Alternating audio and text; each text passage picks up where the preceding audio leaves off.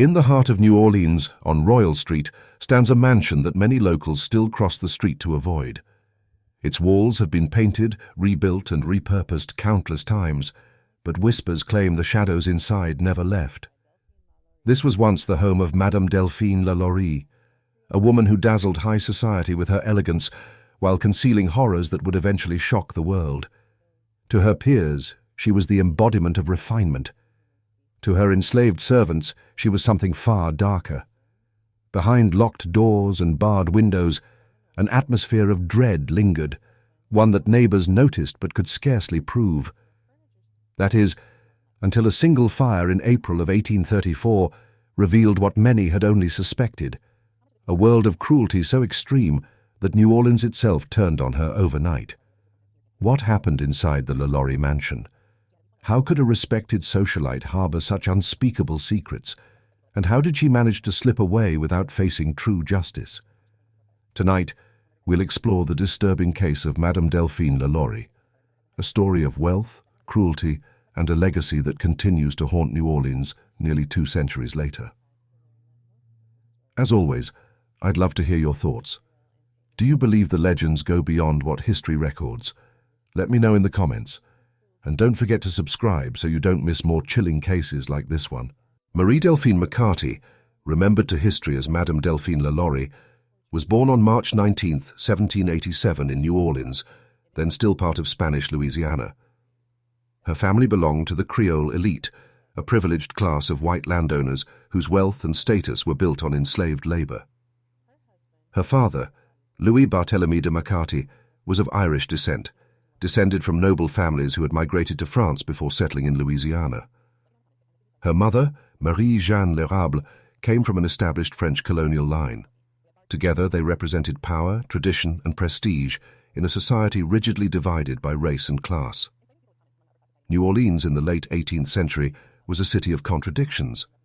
Its streets echoed with French and Spanish voices, Catholic rituals marked the calendar, and African traditions mixed with European ones to form a unique Creole culture. But beneath the lively markets and grand colonial homes, the city's foundation rested on human bondage. Enslaved men, women, and children filled the streets, cooking, cleaning, and laboring, their lives treated as expendable property. For a child like Delphine, this world of luxury and cruelty was the air she breathed. Political tides shifted rapidly during her youth. In 1800, Spain returned Louisiana to France, and only 3 years later the territory was sold to the United States in the Louisiana Purchase.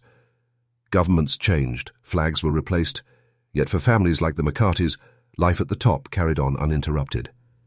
Their wealth, their gatherings, and their marriages remained the cornerstones of their influence.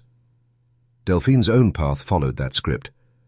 At just 13, she was married to Ramón de López y Angulo, a high-ranking Spanish officer sent to Louisiana.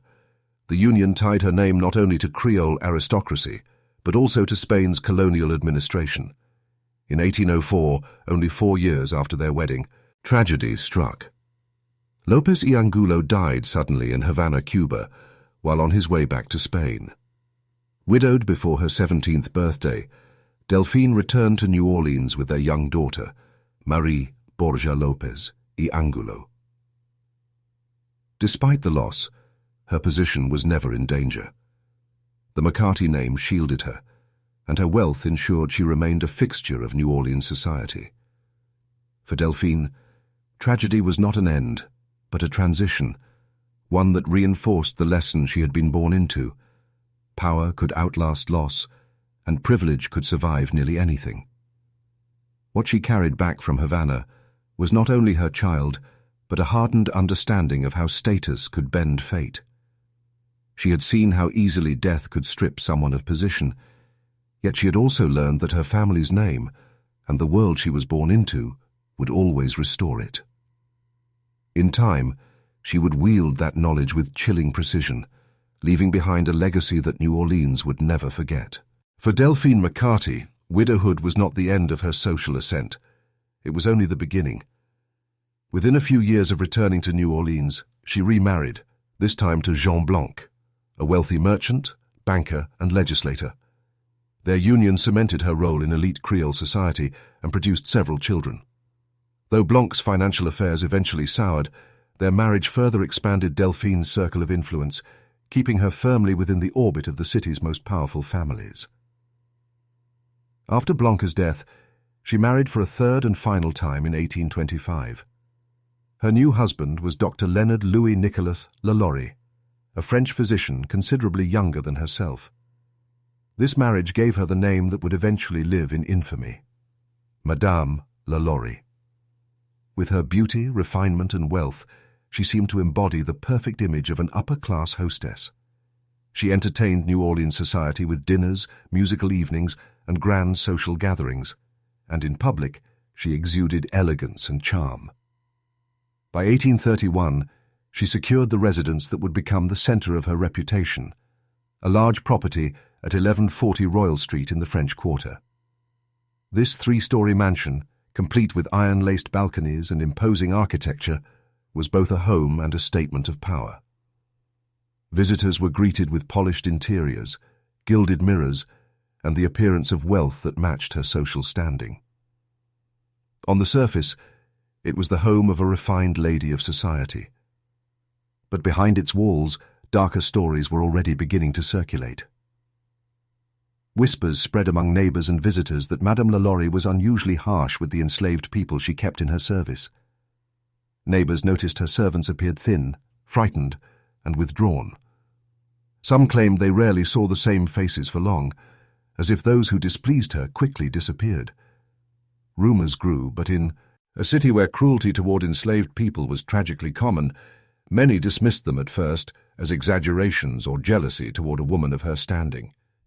In 1833, however, an incident made the whispers harder to ignore. According to reports, a young enslaved girl, sometimes referred to as Leah, was brushing Delphine's hair when she accidentally snagged a tangle. Enraged, Delphine is said to have grabbed a whip. Terrified, the girl fled through the house and onto the roof. In her panic, she lost her footing and fell to her death in the courtyard below. The neighbors saw the aftermath, and the event was impossible to keep hidden. Public outrage followed, and authorities opened an inquiry. Delphine was fined and legally compelled to relinquish several of the enslaved people in her household as punishment for her cruelty. But her influence and wealth allowed her to undermine the judgment.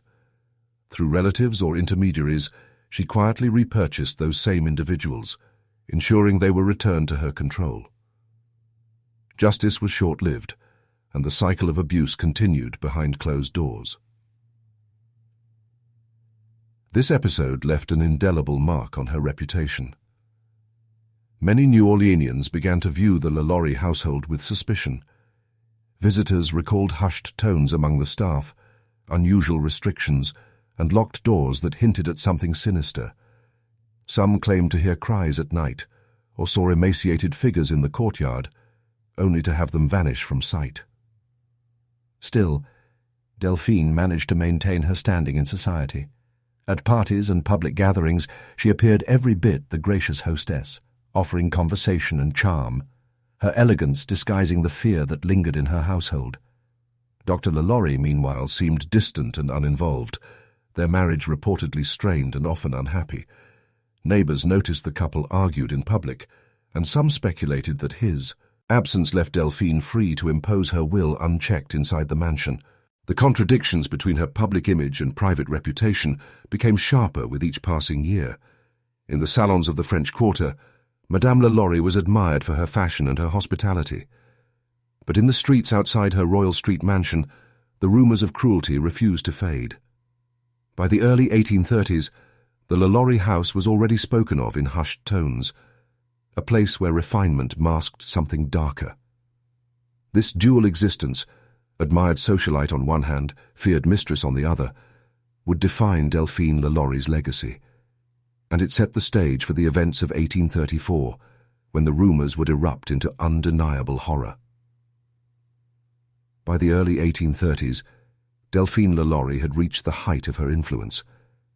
In 1831, she acquired a new property at the corner of Royal Street and Governor Nichols, then known as Hospital Street, in the French Quarter of New Orleans.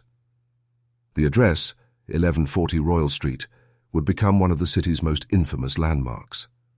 The building itself reflected both her wealth and her ambitions. Some accounts suggest the house was newly constructed when she purchased it, while others indicate it was already standing and later remodeled under her direction. What is certain is that the structure soon took on the form of a grand three-story mansion, imposing in size, with arched windows, wrought iron balconies, and thick stucco walls. Its presence dominated the corner, a physical expression of Madame LaLaurie's status and refinement. Inside, visitors entered a space designed to impress. The reception rooms were decorated with gilded mirrors, polished woodwork, and chandeliers that reflected candlelight across the high ceilings. Social gatherings, dinners, and musical evenings were hosted here, and the LaLaurie name became synonymous with luxury and refinement.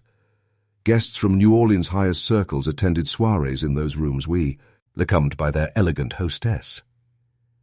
But beneath the polish of its public spaces, the mansion was a working household sustained by enslaved labor.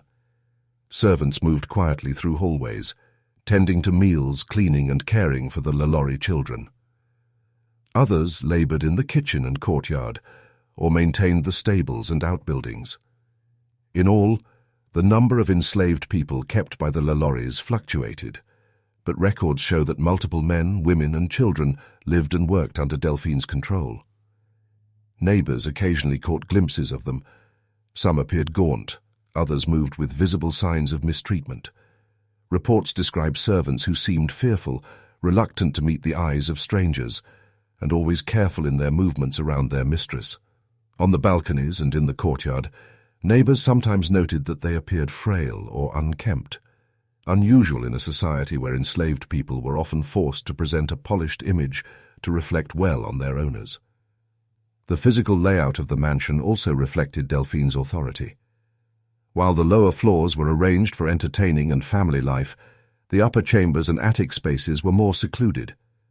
Doors were said to remain locked, and some rooms were rarely entered by visitors. To the outside world, these were simply the private quarters of the household. But within the neighborhood, speculation grew about what those locked rooms concealed. The mansion's design created a stark divide. On one hand, the glittering facade of Creole high society. On the other, hidden spaces where discipline and punishment were said to occur. This divide mirrored Delphine's own existence, elegant, respected, and admired in public, yet feared by those forced to serve her behind closed doors. Even as she continued to host gatherings that drew the admiration of her peers, rumors spread through Royal Street about the fate of her servants.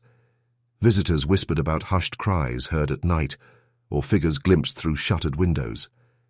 Neighbors noted that the enslaved people in her service seemed to change frequently, with some disappearing altogether. Though these suspicions were difficult to prove, they added to the growing unease that surrounded the LaLaurie residence. By 1834, the house on Royal Street stood as a symbol of both grandeur and dread. To the city's elite, it was the home of a prominent socialite. To others, it was a place of whispered stories, an address that carried with it the weight of rumor and fear. The very layout of the mansion, with its bright reception rooms and shuttered upper floors, seemed to embody the duality of Madame LaLaurie herself. Polished elegance masking something deeply sinister. By the early 1830s, the whispers about life inside the LaLaurie mansion had become difficult to ignore. To her peers, Madame LaLaurie still appeared every bit the polished socialite, elegantly dressed, gracious in manner, and admired for her gatherings. Yet, for those who lived nearby, there was a different story unfolding. They noticed that the enslaved people under her control looked alarmingly thin, some moving as though weakened by injury or illness. Their eyes betrayed fear, and they avoided conversation with outsiders. Neighbors began to comment that the household seemed to turn over its enslaved staff with unusual frequency. Some appeared one week only to vanish the next. There were hushed conversations about the upper chambers of the mansion, rooms that few outsiders had ever entered. Some claimed those spaces were locked away, places of punishment and torment from which servants rarely re-emerged. Whether these accounts were exaggerated or not, they spread quickly, and the mansion's reputation began to shift. The most infamous incident occurred in 1833. According to reports, Delphine was having her hair brushed by a young enslaved girl, sometimes referred to as Leah. When the girl accidentally tugged too hard, Delphine's temper flared. Witnesses later claimed she reached for a whip, and in a frantic attempt to escape her mistress's wrath, the girl fled. She ran through the house out onto the roof, and in her panic lost her footing. She fell to her death in the courtyard below. The scene was witnessed by neighbors, and it created an immediate scandal. Authorities opened an investigation, and for the first time, Delphine's treatment of her servants was officially scrutinized. She was fined and ordered to surrender several of the enslaved people in her possession as punishment. For many in New Orleans, this seemed a rare instance of accountability against one of society's elite. But the outcome revealed how fragile justice truly was. Rather than losing her servants permanently, Delphine arranged to have them purchased back through relatives or associates. Within a short time, they were returned to her household, and the cycle of abuse continued almost uninterrupted. To her neighbors, this manipulation confirmed what they had long suspected. Madame LaLaurie's wealth and influence made her untouchable. The story of the young girl's death circulated widely. Though many in society still welcomed Delphine at their gatherings, the whispers around her name grew sharper. Mothers warned their children about venturing too close to the mansion. Visitors described uneasy feelings when passing by its shuttered windows at night. Rumors claimed that cries had been heard from within, faint but unmistakable, before falling suddenly silent. Yet despite these troubling accounts, Delphine remained outwardly respected. In the salons and drawing rooms of New Orleans, she was still the elegant hostess. Guests admired her gowns and her refinement, and many were willing to dismiss the stories as exaggerations or malicious gossip. After all, in a city where slavery itself was commonplace, cruelty often went unpunished unless it rose to the level of spectacle. Still, the unease lingered. The incident with the young girl was too widely known to be forgotten. Neighbors began to look at the mansion differently, and some avoided walking directly past it. The locked upper floors, the gaunt faces glimpsed in the courtyard, and the strange disappearances of servants became part of a pattern, one that seemed to point toward something far more sinister than mere harsh discipline. By 1834, the LaLaurie mansion was already a place of rumor and dread. To those who lived close by, it carried an unsettling weight, a sense that beneath its elegant facade something unspeakable was happening. What no one yet realized was that the truth, when it finally emerged, would surpass even the darkest of the whispers. On the morning of April the 10th, 1834, the grandeur of the LaLaurie mansion was shattered by fire. Smoke rose above the French Quarter, drawing crowds of anxious neighbors and onlookers. At first, many assumed it was an ordinary household accident, the kind of blaze that could spread quickly through the wooden buildings of New Orleans. But what began as a domestic fire would soon reveal one of the most horrifying secrets in the city's history. The fire had broken out in the kitchen. Later reports revealed that the cook, a 70-year-old enslaved woman, had been chained by the ankle to the stove. For years she had been forced to labor under Madame LaLaurie's control, denied even the freedom to move within her workspace. According to her own testimony, she started the fire deliberately. She said she would rather die in the flames than be subjected to another round of her mistress's punishments. In her desperation, she chose destruction as her only means of escape. As flames spread, neighbors rushed to help. Fire marshals and volunteers broke through doors carrying water and forming brigades to keep the fire from spreading to adjacent houses. Madame LaLaurie, however, was said to be strangely calm, more concerned with her valuables and possessions than the safety of those inside. When asked for the keys to the locked upper floors, she reportedly refused. This refusal immediately raised suspicion. Why would a mistress of the house deny entry to areas that might contain people in need of rescue? The fire marshals decided they could wait no longer. They forced their way into the locked chambers of the upper floor, where smoke was beginning to seep through the cracks.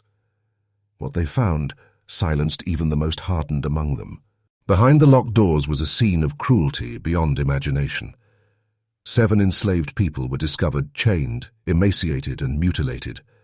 Some were restrained by heavy iron collars with spikes that prevented them from lying down or resting their heads. Others bore wounds that testified to years of abuse. Several were so weak from starvation and injury that they could barely stand, their voices hoarse as they begged to be freed. Accounts describe men and women chained to the walls, some confined in cages, others bearing scars and marks of deliberate torture. The air was heavy with the stench of neglect, sweat, and blood. Survivors told rescuers they had been kept in isolation for months, hidden from sight, and subjected to unimaginable cruelty. Even in a society hardened by slavery, the revelations stunned everyone who saw them. Word of the discovery spread rapidly through the crowd gathering outside the mansion. Shock turned to outrage as the rescued captives were carried out into the daylight, their frail bodies bearing witness to years of suffering. Many were taken to the city jail, not for punishment, but for their own protection and medical treatment. Over the following days, thousands of New Orleanians flocked to see them, the news spreading from neighbor to neighbor until the entire city seemed to know. Descriptions of their condition were published in local papers, adding fuel to the growing fury. Citizens read of iron collars, scarred backs, and hollowed faces. Some of the enslaved people died soon after their rescue, their injuries too severe and their health too broken to recover. Others lingered, their survival itself a testament to endurance. The revelations confirmed the worst of the rumors that had haunted Royal Street for years. The locked upper chambers were not a matter of private housekeeping or eccentric behavior. They were prison cells, designed to conceal suffering from the outside world. The neighbors who claimed to hear cries at night had not been imagining things. The disappearances, the gaunt figures glimpsed in the courtyard, all of it now had a chilling explanation. The discovery also shattered the mask of respectability that Madame LaLaurie had so carefully maintained. For years, she had cultivated the image of a refined hostess, a devoted mother, and a woman of elegance. But the fire stripped away that facade. Beneath the silks and social graces was a woman who had presided over one of the most horrifying sites of cruelty in the American South. Crowds outside the mansion swelled as word of the torture spread. Shock turned to fury, and the atmosphere in New Orleans shifted from curiosity to violence.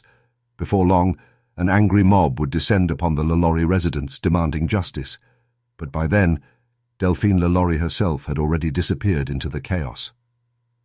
The fire at the LaLaurie mansion and the shocking discovery inside spread through New Orleans like lightning. Within hours, the entire city was talking about it. Newspapers reported the details, describing the enslaved victims who had been chained, scarred, and starved in the upper rooms. Crowds gathered outside the mansion, their numbers swelling as the stories became more horrifying with each retelling. At first, the atmosphere was one of disbelief. How could a woman so admired in society have hidden such cruelty within her home? But disbelief quickly gave way to anger. Citizens who had once attended Madame LaLaurie's glittering soirees now demanded justice. The streets filled with voices calling for vengeance, and the mansion itself became the target of their outrage. As the day wore on, the crowd outside the Royal Street property grew into a mob. Fueled by fury, they surged against the gates and poured inside. What followed was a scene of destruction. Furniture was smashed and tossed into the street. Fine paintings, silks, and gilded mirrors were torn apart or burned. Iron balconies were ripped from the walls, and ornamental details were destroyed. The house that had once symbolized elegance and wealth was gutted, reduced to a shell. By the time the mob's fury subsided, only the outer walls of the mansion remained standing. But amid the chaos, Delphine LaLaurie herself was nowhere to be found. When the mob stormed the house, they discovered she had already fled. According to reports, she escaped in a carriage, escorted by family members, and made her way out of New Orleans. Her route took her first to Mobile, Alabama, before continuing on to Paris. In a city where vengeance was often swift, her escape left many frustrated, denied the chance to see her face the consequences of what had been uncovered. For days after the fire, the atmosphere in New Orleans remained tense. The enslaved people rescued from the mansion were housed at the city jail for safety and care, and thousands of citizens came to see them. Their condition, so publicly displayed, served as undeniable proof of the atrocities that had occurred. Accounts described their frail bodies, their scars, and their suffering in vivid detail, leaving no room for doubt about the horrors of the LaLaurie household. Local newspapers played a central role in shaping public perception. Articles published in the days that followed spoke of the iron collars, the starvation, and the cries of anguish. Journalists did not shy away from exposing the brutality, and their words amplified the outrage. Some writers framed the incident as proof that even in a slaveholding society there were limits to cruelty that could not be tolerated. Others used it to highlight the dangers of unchecked power among the wealthy elite. The ruins of the LaLaurie mansion stood as a physical reminder of that outrage. For years after the fire, the property remained in a state of partial ruin, its blackened walls looming over Royal Street. Passers-by pointed it out as the site of horror, and stories about what had been discovered there grew with each telling. The building itself became a kind of scar on the city, a monument to cruelty and the rage it had provoked. For the victims, justice never truly came. Though they had been freed from the attic, some died shortly afterward from their injuries. Others simply disappeared into the city, their names and lives lost to history. Madame LaLaurie, meanwhile, was far beyond the reach of New Orleans' anger. In fleeing to France, she ensured that she would never stand trial, never face the mob that had torn apart her home, and never confront the survivors of her cruelty. In the weeks that followed, life in New Orleans slowly resumed its rhythm. But the story of the LaLaurie mansion lingered, retold in whispers and in print, passed from neighbor to neighbor. The mob had destroyed the house, but they had not destroyed the memory of what had happened within its walls. That memory would continue to shape the city's identity for generations. When the mob descended on the LaLaurie mansion, Delphine and her family vanished into the chaos. Reports suggest she fled first by carriage, then by boat, making her way east along the Gulf Coast. From New Orleans, she traveled to Mobile, Alabama, and then to New York, where she secured passage to France. By the time the ruins of her mansion were still smoldering, Madame LaLaurie was already beyond the reach of local authorities. How exactly she escaped remains partly unclear. One of the earliest accounts, published by British writer Harriet Martineau in 1838, described her flight aboard a schooner, aided by loyal relatives who shielded her from capture. Some versions even suggest she was chased by angry citizens as she left the city, her carriage pelted with stones. What is certain is that New Orleans never saw her face again. In France, Delphine resumed a quieter existence. She lived in Paris with members of her family, keeping out of the public eye. There are no records of her ever facing legal punishment or public censure in Europe. While her name was infamous in Louisiana, in Paris she lived largely as a private widow, her wealth ensuring that her later years passed with comfort rather than accountability. The details of her death are as murky as her escape. Official records state that she died on December 7, 1849, at the age of 62. But other sources complicate this picture. A copper plate discovered in St. Louis Cemetery No. 1 in New Orleans claimed she died in 1842, 7 years earlier than the French documents suggest. Historians have debated whether this plate was genuine or whether her remains were ever brought back to Louisiana. No definitive answer has ever been found. What is clear is that Delphine LaLaurie never returned to New Orleans in any public way. She never faced trial, never answered for the mutilated and broken lives discovered in her attic, and never bore the punishment that many in the city believed she deserved. Instead, her name became a kind of legend, whispered in the French Quarter as a symbol of cruelty unpunished, a story that blurred fact and rumor with each retelling. The uncertainty surrounding her final years has only deepened her mystique. Did she die quietly in Paris, surrounded by family, far from the city she left in disgrace? Or did her remains somehow find their way back to New Orleans, interred in secret beneath the very soil where her crimes had once shocked the world? No matter the truth, her death lacked the justice so many had hoped for. She slipped away into history as she had slipped away from the mob, unseen, untouched, and unrepentant. After Delphine LaLaurie's flight from New Orleans, her mansion at 1140 Royal Street stood in ruins. The mob that ransacked it in 1834 had gutted the interiors, smashed its ornate furnishings, and left it as a hollow reminder of the rage her crimes had provoked. For years the charred shell loomed over the French Quarter, a place locals passed with unease. Children whispered that ghosts lingered inside, and neighbors avoided the shadows that stretched from its broken windows. By the late 1830s, reconstruction began. Around 1837 or 1838, a man named Pierre Trastour undertook the rebuilding of the property. The structure regained much of its imposing form. Tall walls, arched windows, and those iron balconies that seemed to watch over the street below. Yet even in its renewed state, the mansion carried a reputation that new paint and plaster could not erase. To the people of New Orleans, it was no longer just another grand home. It was the LaLaurie mansion, forever marked by cruelty. Over the decades, the property passed through many hands and took on many uses. At different times, it served as a school, a music conservatory, and even an apartment building. Each new chapter layered more stories onto the old ones. Students claimed to hear whispers in the halls, boarders spoke of footsteps echoing on empty floors, and caretakers reported cold spots or sudden drafts where no window was open.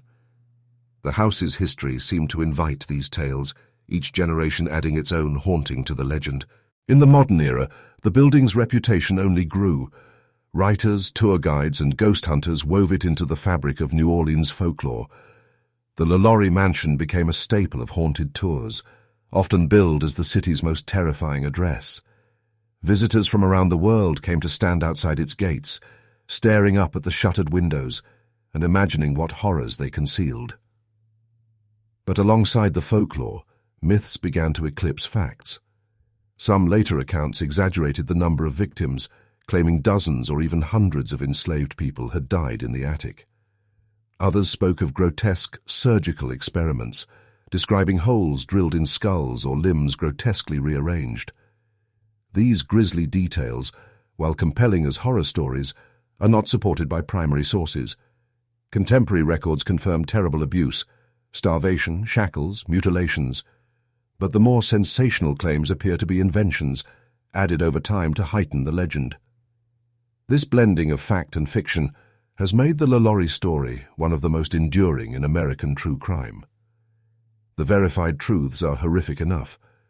Chained victims, a cook desperate enough to start a fire to escape, a young girl driven to her death from the rooftop. Yet the myths, tales of surgical tools and mountains of bones, have given the mansion a place in both crime history and ghost lore. Today, it exists as both a documented site of cruelty and a symbol of supernatural horror, its image shifting depending on who tells the story. Ownership of the property continued to draw attention. In 2007, actor Nicolas Cage purchased the LaLaurie mansion for a reported $3.5 million. His ownership lasted only a short time, however, ending in foreclosure during his financial troubles.